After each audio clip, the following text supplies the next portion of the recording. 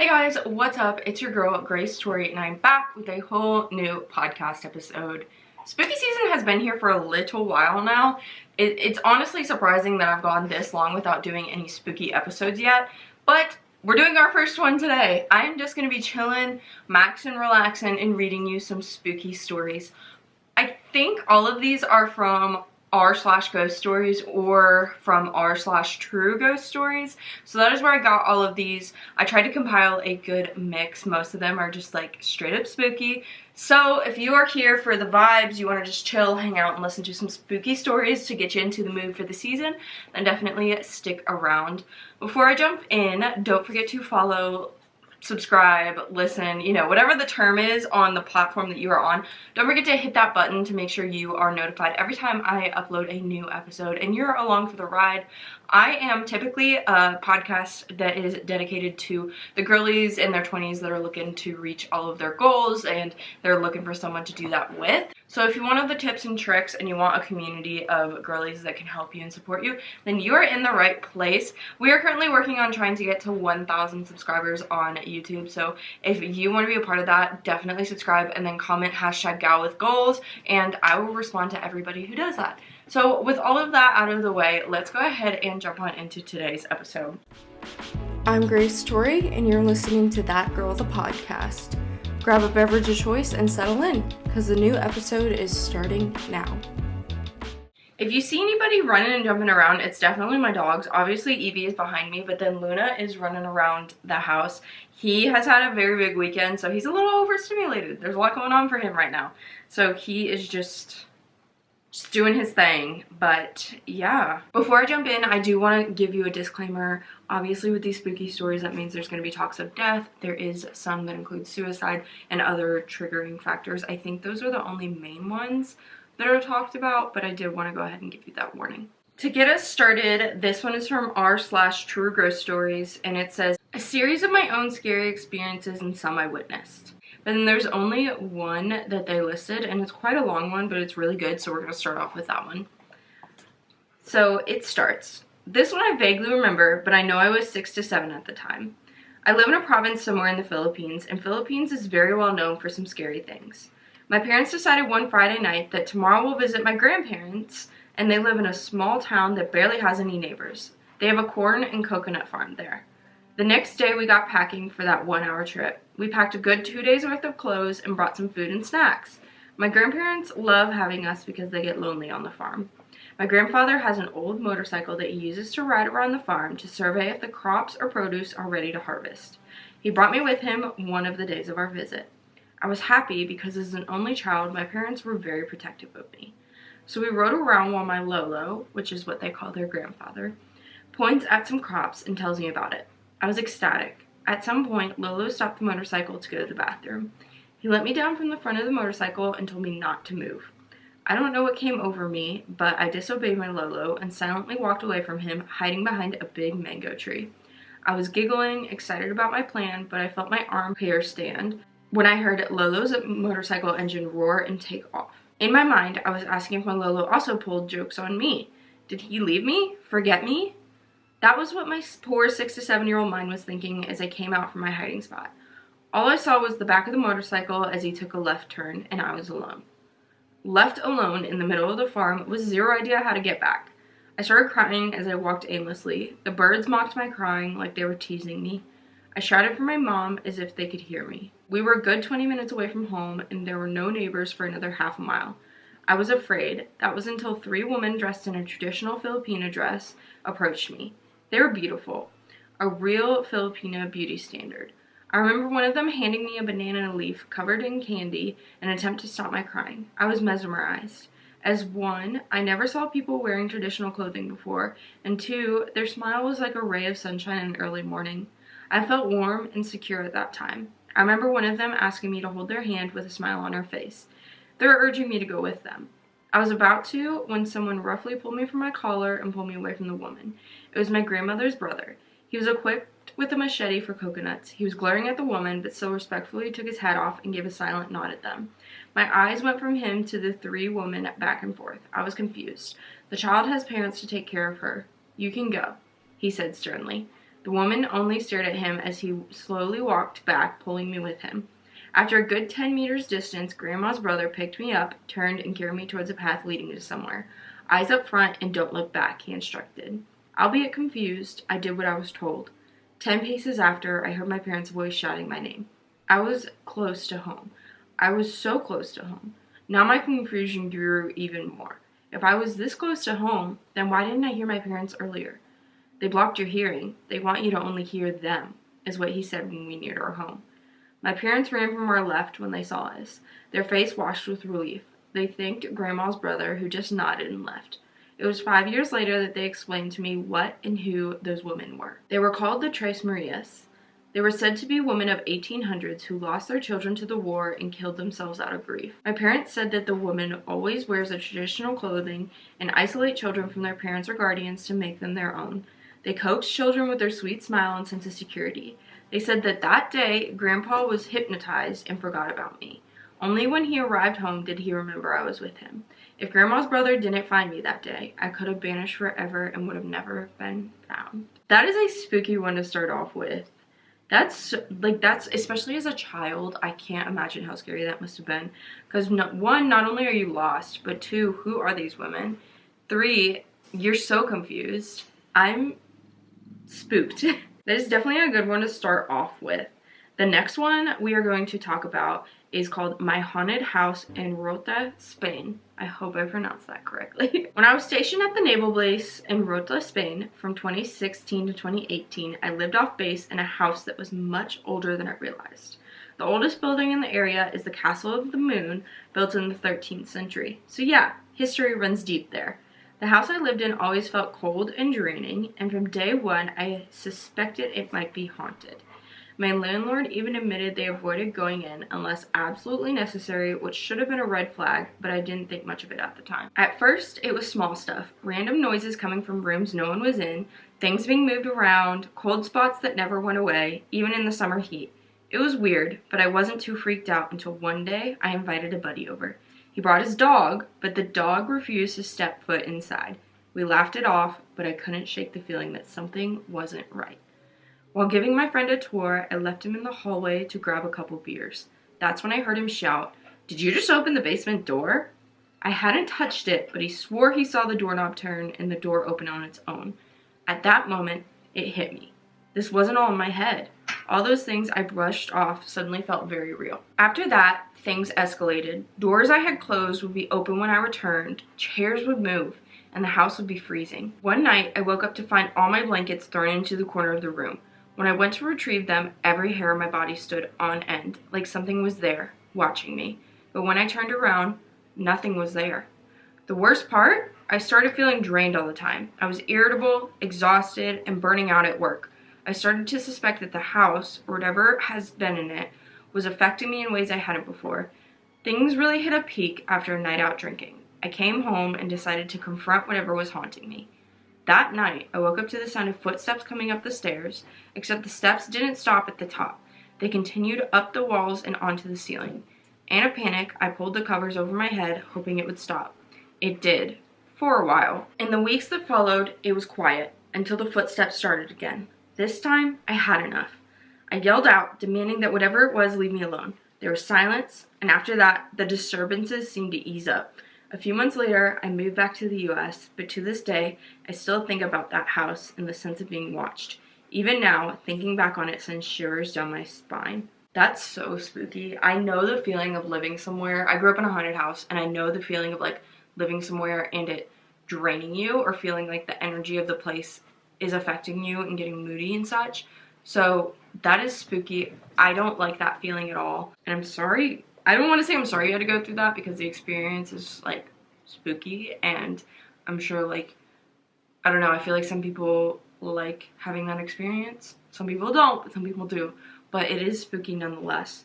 By the way, I switched over to r/GhostStories, and I think the rest of my stories are on there. That was that story. This one is titled Non-Believer Questioned Everything After This. I'm an atheist. I've never believed in anything supernatural or the spirit world, but this one weird thing happened to me. It was the early 2000s. I was 21. My granddad was in hospital with bone marrow cancer. He didn't have long. In fact, that day we'd been told to visit and say our goodbyes. It It was October, so the evenings were getting darker. It was only about 7 p.m. when I got home. I rolled a joint, put Fast and Furious 2 in the DVD player, opened my bedroom window, and lit it. The entire house went dark, like a power cut, TV off, lights out, everything. I noticed as I looked out to the streets, it's only our house. Dad checks the fuse box and nothing had tripped it out. It was only off 2 minutes and then everything comes back on. That exact moment, the phone rings, and it's Nan saying that Granddad has died. He was an electrician. This one is titled 3 of My Personal Encounters, Debatably, from Least to Most Spooky. Hi there, Reddit. In honor of spooky season, I finally felt motivated to begin In honor of spooky season, I finally felt motivated to begin sharing some of my personal experiences. I'm pretty new to Reddit, so I apologize if I do it wrong. There is a disclaimer. I'm not gonna lie, I'm one of those people who has had quite a few unexplainable things happen to me in my life, even from a young age. I don't think I have any kind of special connection to the beyond or anything like that. I'm just a really perceptive person. I can notice when even something small in a room I'm familiar with has been changed, purely based on the vibes in the room being different than usual.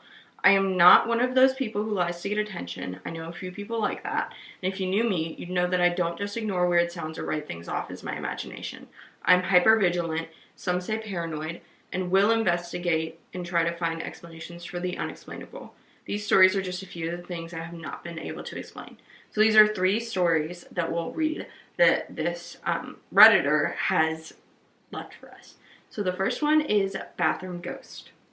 In my elementary school, there was a bathroom that I and the other girls in my class used to always joke about being haunted. We were a small, close-knit group of classmates, and we would frequently have sleepovers and watch horror movies that were probably way too scary for a bunch of 6th graders to watch without adult supervision. But we enjoyed it. The bathroom in question had 3 stalls in it, and the one in the middle would occasionally make flushing noises on its own for seemingly no reason.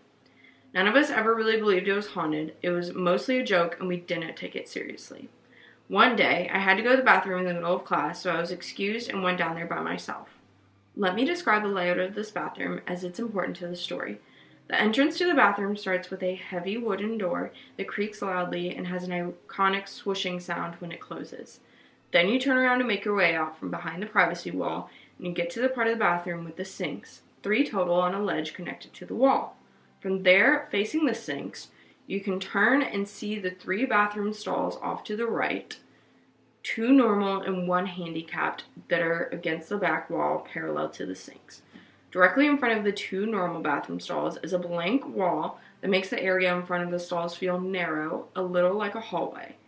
In front of the handicapped stall, the space in front of it opens up into a deeper room that has a bench for people to sit and a small shower off in the corner that nobody ever uses, but is otherwise an empty tile room. So I go in there, and for some reason, maybe forgetfulness, I go in the middle stall. The bathroom was completely empty, but maybe a minute or 2 later, I heard the loud squeak of the heavy wooden door opening and closing, and someone coming into the bathroom with me. I could hear the footsteps of them passing the sinks before I saw their shoes walk past the stall that I was in from under the door. They were little kids' shoes, maybe pink Skechers, the kind with little decorations on the sides that look like they should be able to light up. But these ones looked really muddy and dirt-covered. I watched them walk past me, and I didn't hear the footsteps anymore, so I assumed they went to the handicap stall to my right. Normally, I wouldn't have paid any attention to this, but I was a 6th grader at the time, and the kid who'd walk past me seemed to be around kindergarten to 1st grade aged, and since the part of the school that had the little kid classrooms was all the way on the other side of the school, I thought I should wait for them to finish and walk them back to their class. And then I could tell them that next time they needed to use the bathroom, they should go to the ones nearest to their classrooms. So I finished up and left the stall to go wash my hands. While I was standing there, waiting for them to come out, I realized that none of the stall doors were closed. At this point, I was sure that the kid had come to hide from class, so I went to go see what they were up to. As I peeked in the door of the handicap stall, nobody was in there. Nobody was in any of the stalls, actually. I went into the deeper room to look for them, wondering if they had gone to hide in the shower, but they weren't there either. They weren't under the bench or the sinks, and unless they had somehow managed to climb up the walls and squeeze into the ceiling tiles, there wasn't anywhere else to hide. I swear, I'd never heard the door to the bathroom open for them to leave. I never saw their feet walk back to my stall. I could see all the way around to the wall in front of the stalls. They couldn't have gone past me unnoticed. I never heard their footsteps, and their extremely muddy shoes didn't leave a single print on the otherwise clean floor. They were just gone. Needless to say, I went back to class quite a bit paler than I had been before and told my friends. After that, the stuff about the bathroom being haunted didn't really feel like jokes anymore. That's terrifying. I feel like there's something about all school bathrooms that's a little eerie. Probably because schools are so old most of the time that there's something eerie about them because of the age and maybe the fluorescent lighting. But yeah, that's spooky. This next one is titled Shadow Man. This next story is a contender for one of the scariest things I've ever seen with my own eyes. The year was either 2016 or 2017. I was a freshman in high school and I had just gotten out of my weekly dance class across town. My dad came to pick me up because I couldn't drive, and so I was sitting in the passenger seat as he took me home. It was fall, sometime around 8 or 9 p.m., and it was dark outside. There's a shortcut my dad likes to take to avoid some traffic lights by driving down a smaller road that connects two of the larger ones. The road is lined with some less flashy businesses like car repair shops, HVAC repair, and a tax firm or something. It's a place with minimal street lights. There's a business at the end of the street near where we turn on that I always look at because its address is 2221, and there's kind of a running joke in my family to point out triple numbers for some reason. The building only has the ground floor and is a bit house-shaped, sloped roof, brick and wood paneling, and wooden front doors, except that instead of one front door, it has two, one on the left and one on the right, and wall lights beside either door to show that the stores were still open. As my dad turns onto the street, my eyes drift towards the building nonchalantly as usual, except this time when I saw there was anything but usual. The doors weren't closed, first of all. The left one was cracked open slightly, and I could see a man peering from inside. He was an African-American man, maybe in his 30s or 40s, and he was poking his head out from behind the door, keeping his body shielded behind the wood like one might do if they were opening the door to someone they didn't trust. What got my attention the most about this man was the look on his face. Pure terror. It gave me chills. His eyes were open so wide that even from the street I could see the whites of his eyes all the way around his irises, and his mouth was ajar as if he was frozen in shock. He wasn't moving, just staring out into the parking lot in front of him. As our car continued around the corner, I followed his gaze to try and see what he was looking at, and then I saw it. The parking lot wasn't empty like I had previously thought. There was a man standing about 10 feet away from him, except it wasn't a man, it was a shadow. But not flat against the pavement. It was standing up perpendicular to the ground like a person would. But I could see through its shadowy form all the way to the car repair shop in the background. I practically pressed my face up against the glass to get a better look. The man was tall, definitely over 6 feet, probably closer to 7 or 8 foot tall, and he was thin and lanky. I could see the silhouette of clothing on him. He was wearing a top hat with a wide brim, a long coat, a trench coat, or maybe a suit with tails. I couldn't quite tell. He was holding a cane. It looked like he was talking to the man behind the door, or at least staring him down. I watched the scene for as long as I could, craning my neck to watch them as our car drove past. I could see the shadow man from all angles, his right side, his back, and then his left. I could see the wall-mounted porch light through his back, and although the light touched him, he himself didn't cast a shadow. Once they were out of sight, I spun around to ask my dad, "Did you see that?" And of course his reply was, "See what?" I told him what I saw and he laughed, but it was fair. I wouldn't have believed it except that I saw it with my own eyes. I didn't ask my dad to turn back because, honestly, I was afraid. The whole ride home, and the rest of the night for that matter, I kept replaying what I saw over and over in my head. It felt like I got a glimpse into someone else's waking nightmare. It felt like I saw something I wasn't supposed to. The next time we drove by that building, everything was normal, but a few weeks later there was a sign on the door, and I got the impression that the business was relocating. I didn't look into it though. Now I wish I had. At the time, I had never even heard of the Hat Man or whatever people call him. It wasn't until a few months later that I saw about it online and realized it basically matched what I saw that night. Okay, well, that gave me chills. Actually gave me chills. And then there was a sound outside of my office door, and I'm spooked. I'm very spooked. So we're just gonna move on to the next one. This next one is titled Church Radio. This one is the scariest in my opinion because it felt personal. All of the paranormal experiences I've had, even the ones I haven't told here, have felt like I was getting a glimpse into something I usually couldn't see, but this one felt directed at me. The year was either 2017 or 2018, and I was probably a sophomore in high school, and it took place at my church. My church isn't hollowed ground or anything. We're in a building that's just a warehouse with the interior changed to look like a church. Up until this point, I could feel an energy there, but it had only been small things, like creaking floors, cold rooms, feeling breathing on my neck, and just a general uneasiness about the back hallway. But this was the moment that solidified my bad feelings. It was around 9 p.m. on a Wednesday. The weekly youth group had wrapped up and everyone had gone home except for me and my mom, because she had the keys to lock up the building. My mom needed to water some of the plants, and she asked me to go look around for anything that needed cleaning up. I went down to the back hallway and began checking the rooms for messes. When I got to the nursery, I flipped the light switch on and saw that one of the toys in the room was out and had a lot of its pieces out on the table against the black wall. The only other thing on the table was an old AM/FM radio that nobody ever used. I got to work putting the pieces back together and putting the toy back in its place, and when I was done, I looked over the room one more time, and all was well, so I turned to leave. When I made it to the door and reached to turn the light off, however, I got a weird feeling. It felt like something inside of me was telling me to wait, and there was something that I needed to watch. So I turned around and I waited. To this day, I don't know why I did this, standing there staring into an empty room like that. I guess I just felt like I was supposed to. I was waiting there like that for somewhere between 30 seconds and a minute, feeling stupid, but then something happened. The radio turned on all by itself. My eyes were wide as I watched the little red line begin to move across the channels as hissing static played loudly over the speakers. After a few seconds, I began to hear a voice. It was a man, and his voice was deep and garbled by the static. He was either speaking in a language that I couldn't recognize, or his voice was so drowned out by the static that I couldn't understand him. This went on to a good 15 to 30 seconds, until the voice stopped and the radio turned itself back off. And I just stood there. I think I was in shock. Before that moment, it had never even occurred to me that the radio was plugged in, let alone still worked. I stood there for a minute or two. I felt frozen, waiting for the radio to turn back on and the man to speak to me again. But it never happened. What snapped me out of my paralysis, however, was a smell that began to drift towards me from the side of the room with the radio. It smelled like rotten eggs. At this point in my life, I had seen enough about ghosts and demons online to know that the smell of rotten eggs or sulfur could mean only bad things. So I switched the lights off and bolted out of the room to go find my mom in the church kitchen. The shock had worn off and my brain was in full problem-solving mode. The sink in the kitchen has a history of giving off a slight sulfuric scent when using the hot water, so I ran to ask my mom if she'd been running the hot water. She said she'd only used the cold. The kitchen didn't smell like rotten eggs, so how would the smell have gotten all the way to the nursery that was a few hallways away? I still shake when telling the story, and to this day, I have no idea what happened. All I know is that it was trying to talk to me. Okay, I have chills. I just got a weird tinnitus type situation with my ear that's never happened before. I'm home alone, and these are starting to freak me out. I didn't think this through, but of course I'm going to continue.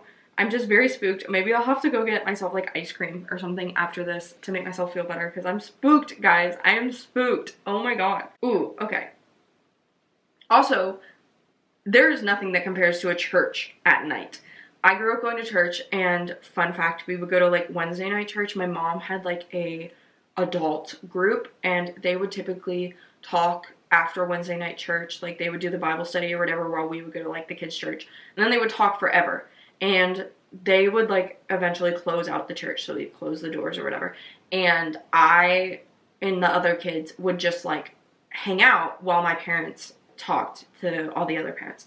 And so the rest of the church, which was a pretty decent sized church, was already shut down. The lights were off, everything was shut down. And so, being children, we always would play hide and seek, and I can still feel the stress and the sweat dripping down my brow as we played hide and seek, and I would just go by myself, which I would never do now, to a random side of the church that no one was on, and hide for 30 minutes in the pitch black. Are you kidding? So stressed, so scared out of my mind.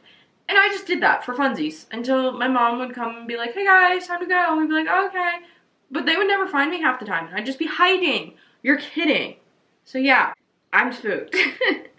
This next one is titled Basement Ghost. Hi Reddit, it's me again. It's been a while and I don't have any excuse except the fact that I'm lazy and life is busy. Nevertheless, I'm going to try to post on here more since it's Halloween season and who doesn't love some ghost stories? Today's story is another one of my own. A couple years back, I was home with my mom and nobody else. We were laying in my mom's bed, both on our phones, sitting in silence. You know how in some homes, the vents in one room go to another room? Well, mine do that. As we laid in silence, my mom said, hey, is the TV on? I can hear something. Will you go walk around and make sure nothing is on? I reluctantly said yes and got up to checking each room to find nothing. When I was just about to call it quits, I heard something coming from my basement. Now at this time, the bedroom in the basement was empty as it had just flooded. I opened the door of the basement and remember the light bulbs didn't work from the flooding. I shined my flashlight and made my way down the stairs. My basement walls are lined with bookshelves full of old books, toys, and a lot of my great-grandmother's antiques. Same, girl. Same. I was painting the bookshelves with my flashlight and saw what was making the noise. Sitting on a shelf was a horse music box spinning around playing music. As soon as I shined my light on it, it fell off the shelf. Of course, I turned and ran upstairs. My mom insisted that I go back down and try and find the music box. To this day, we've never found it. I'm sorry. What? I have no explanation for this. Also, your mom was just like, go back down and find it and didn't help you? Excuse me? Absolutely not. This next one is titled The House Facing the Woods. Growing up, after my parents split up, my mother had me move with her half the time to a house that she had shared with her other divorced friend and her daughter, who was a few years older than me. I was around 11 and her daughter was about 14. Life was full of turmoil at the time for me as the youngest child, only girl, poverty-stricken, and my mother an alcoholic. I'm so sorry. I just want to start off by saying that's not easy and I'm so sorry. Continuing on though. This house gave me the creeps from day one of moving in. The thing that always seemed so strange to me was that the house was facing opposite of the road, the only one like that on the entire street. Long dirt driveway that led up to the house, which our main entrance was from the back porch into the kitchen. This was a 3-story home, including the basement, which was completely unfinished except for the washer and dryer that of course was hooked up way in the back corner of the entire room. On the first floor was the master bedroom, the only bathroom, a computer room, the door to the basement, and the kitchen living room area. Upstairs were 2 bedrooms, one my mother and I shared, and the other one the daughter stayed in. The master bedroom downstairs was for my mother's friend. Now I was young and alone, always had superstition, so I looked harder into any little thing I thought was a ghost. One thing that triggered me right away was the basement door. It was lashed to the wall but loosely. It was constantly being, quote-unquote, blown open by the draft, as the adults of the house would say. That explanation never sat right with me. I believed in my heart there was a spirit there, letting its presence be known through that door. It would happen at the most random of times and almost purposely when it was just me by myself downstairs nearby. This alone had me become very imaginative about what was going on. I would create stories in my mind of what could be. I knew I was taking these slight paranormal experiences and running with them in my mind, but there were a few things that truly made me feel it was all so real. I was going to school and telling my friends ghost stories about the house as a way to garner attention and almost cope with the situation. I was pretty much lying about 98% of everything I said. But the truth is this. The basement door was opening on its own. The daughter of my mother's friend didn't believe what I had to say at first until one day after high school, she got home before anybody else, she went to shower, and after finishing the shower while home alone, the locked doorknob in the bathroom shook rapidly as if someone tried to force their way in. That's a no from me. That's a no from me, dog. This bathroom door was on the opposite side of the basement door in the same hallway. She believed me from that moment on. Her friend came over once that claimed to be a psychic medium, and he said that he saw a tall, dark figure walk out of the hallway into the kitchen as well. Besides all that is the night you could say I got what I asked for. Clear, cold, hard proof that I was living in a haunted house. I've told this story to anyone that even cared to listen and have been met with so many different reactions. People have flat out said they don't believe me because of how crazy it sounds. So here's what happened. I was in the computer room downstairs. It was around 9 p.m. and I was using the house phone to talk to my friend from school about whatever we were doing on the computer together. The adults weren't home, just me downstairs, and upstairs was my mother's friend's daughter taking a weed nap. No joke, she was a stoner. The door to the computer room was open and had a clear view down the hall to the basement door, which was a bit too close for comfort. As I'm on the phone, the basement door creaks open. I immediately got scared and decided to go upstairs as quick as possible.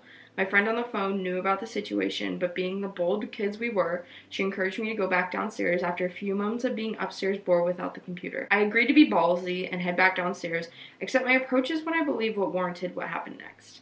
I hung up the phone with my friend and started to go back downstairs, confronting the spirit that I felt was harassing me and personally targeting me.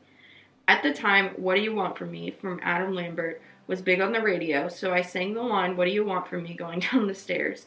I take it even further and start acting confrontational towards the spirit, saying, "F you, ghost, you can't do shit to me," and sticking my middle finger up the basement door. I know, super cringe and embarrassing to even remember.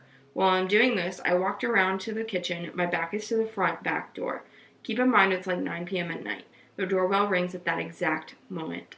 I'm expecting it to be either my mother or her friend getting home after a long day. Super embarrassed that I just got caught talking to nothing. I turn around and pull the sheer curtain to the side to see who's standing at the door. Nobody. This doorbell speaker system is hooked up in the hallway of the basement door. Unfortunately for me, this isn't the regular ding-dong traditional doorbell. For some odd reason, we had the super extra doorbell system that played a different song every time you ring it. For example, Jingle Bells or something else short and sweet. So by the time the doorbell chime completes and I see there's nobody at the door, I fully process what's going on. And yet, it gets worse. After the first bell chime finishes, I swear to everyone in my life and all that I cherish, a voice comes out of the speaker system. A feminine voice. One that is speaking gibberish to my ears. And then a doorbell rings again. I ran up the stairs so fast. I'm screaming the daughter's name to wake her up and bang on her door so she can wake up and come unlock it to let me in. By the time she does and I come inside, she's like, "What is going on?" I told her to be quiet and she got to hear the final doorbell chime. I explained to her what happened and she just sat there in shock.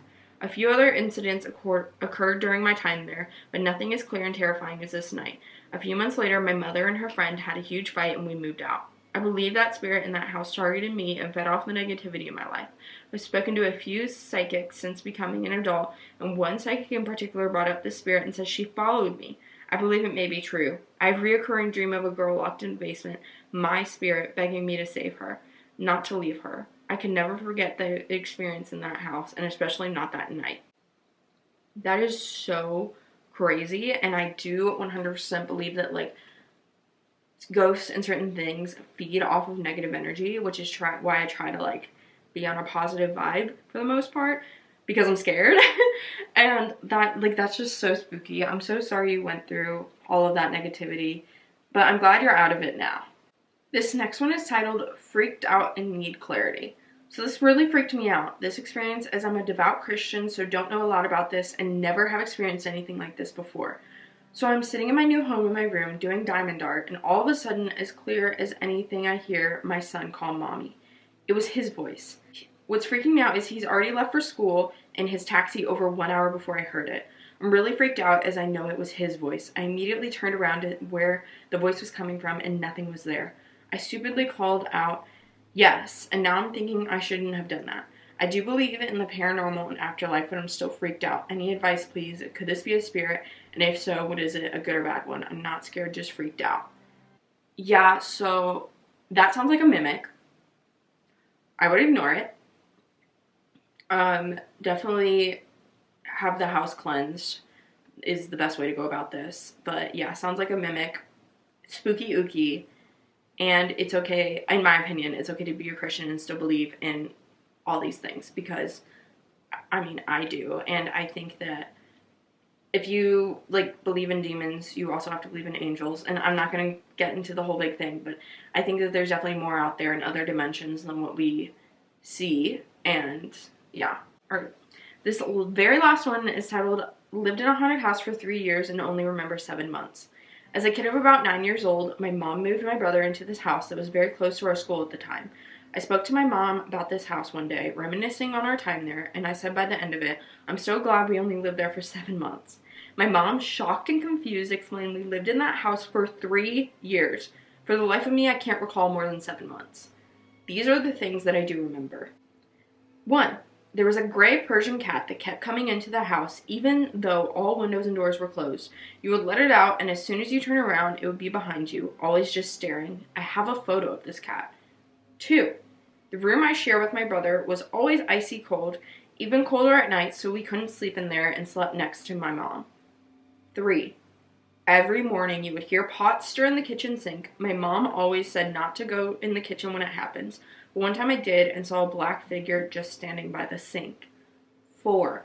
My brother and I always shared birthday parties. We are 2 years and 10 days apart. I only vaguely remember the one party. I was walking down the hallway. I could hear breathing and footsteps behind me. Everyone was outside. I turned around and there was nothing. 5. Went to the bathroom and saw a face behind me in the mirror. I don't remember any other time I have used the bathroom. I don't remember that bathroom except for that moment. 6. One night I woke up and saw my mom staring at something. I looked over and saw red eyes. My mom just said, "Close your eyes. Don't look." As I closed my eyes, everything started to shake. My home country is not known for earthquakes. And then everything went deathly quiet. 7. Every time my brother and I would come back from school, we would see a black figure sitting by the window, always closing the curtains as soon as we would get to the door. 8. The last thing I really remember, I used to play hide and seek with my mom whenever she would come back from work. This particular day, I decided to hide in the closet. I giggled as I heard my mom calling for me. At that moment, I heard something giggle beside me. My blood ran cold as I turned my head and saw those same red eyes, that same black figure sitting next to me, smiling at me. In 9, I started getting premonitions through dreams since the incident in the closet started as small things. Seeing our cat chase the gray Persian cat. Our cat never chased the Persian cat and never went outside into the street like shown in my dream. But one day our cat got out, and when we came back from school, we saw our cat chase the Persian cat exactly like in my dream. These dreams progressively got worse. Another where I twisted my ankle before a netball tournament. A week later, I twisted my ankle during practice. Another where I would get chased by another kid and I would twist my wrist. After we transferred to a new school, a boy was chasing me because he wanted to kiss me. My foot got caught in a gutter, and I twisted my wrist when I fell forward. I had some that weren't that bad, as dreaming of a driving instructor that was talking to me like I was a child, and I told myself this guy will make you fail. When the time came for me to learn to drive, I met the same guy from my dream, exact same car, same way of speaking, same jersey and everything, so I opted for another instructor and passed my first try. I also dreamed of my own death. I woke up telling my mom I would die by the time I am 33. Currently, I am 32. Since moving away from the house, my memories felt like they were not my own, like I am watching from the outside. Whenever I close my eyes, I see shadowy figures standing over me, smiling that same smile. My dreams were filled with demons with the same smile. They always said they are coming for me, and as the years went on, it progressed to, your time is near. I then met a guy. He told me 2 shadow beings have attached themselves to me, but a bigger one is waiting to claim me. He did something to exorcise these things, and since then, the guy vanished. I did not believe him. I'm still unsure if I do, but still, he exorcised them? There are a lot of things that have happened. Completely personality change, no longer disassociated to decisions or new memories, not as impulsive, not constantly looking for a way out, not looking for ways to get hurt, less clumsy. It is like I've finally gotten control over my own body, over my own mind. I went a complete 180 in a day, and the guilt of my own actions over the years up until then is weighing on me as if I'd never acknowledged them before. I am unsure what to do from here. Since turning 30, I have been feeling like my time is near. My body has slowly been degrading. I am hoping I'm just paranoid that maybe through all this trauma I have lost my mind, but I can't shake this feeling that something has happened.